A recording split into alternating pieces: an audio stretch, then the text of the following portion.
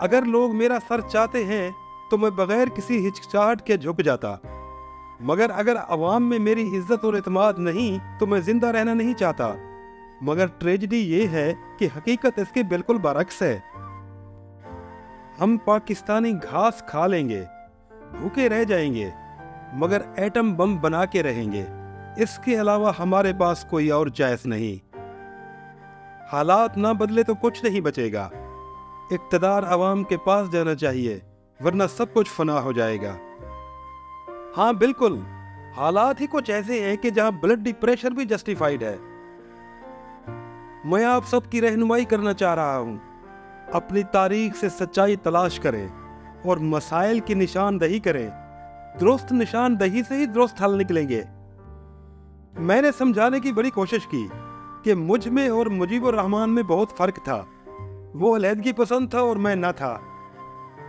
Mrs Indira Gandhi بجا طور پر جنگ جیتنے پر فخر کر سکتی ہیں، لیکن اگر وہ جیت گئی ہیں تو انہیں سب سے پہلے یحییٰ خان اور ان کے ان پڑھ سائیکوپیتھ کے گروہ کا شکریہ ادا کرنا چاہیے۔ ٹکا کا سیاست میں اپنی ناک چپکانے کی کوشش نہیں کرے گا۔ آخر میں یہ کہنا چاہوں گا کہ 1969 کے سانے نے مجھے حیرت میں ڈال دیا ہے۔ یحییٰ خان نے مجھے بے وقوف بنایا۔ میں چہروں کو منیمائز نہیں کر رہا ہوں، میں تو انہیں دراصل واپس لانے کی کوشش کر رہا ہوں۔ ایک ایسی حکومت جو ملک کے زیادہ تر قوانین کو بنکر میں ڈال دیتی ہو، اسے یہ کہنے کا کوئی اخلاقی جواز نہیں کہ کوئی بھی قانون سے بالا تر نہیں۔ ہر حکومت اور ہر ملک کو ضرورت پڑنے پر طاقت استعمال کرنے کا حق ہے۔ آئیے ویٹو کے لیے ایک یادگار بنائیں، آئیے نامردی اور نااہلی کی ایک یادگار بنائیں۔ پاکستان کو کبھی امریکہ کا سب سے زیادہ اتحادی کہا جاتا تھا، اب ہم سب سے زیادہ غیر اتحادی ہیں۔ خوف میں مبتلا معاشرہ ایک مہذب معاشرہ نہیں ہوتا۔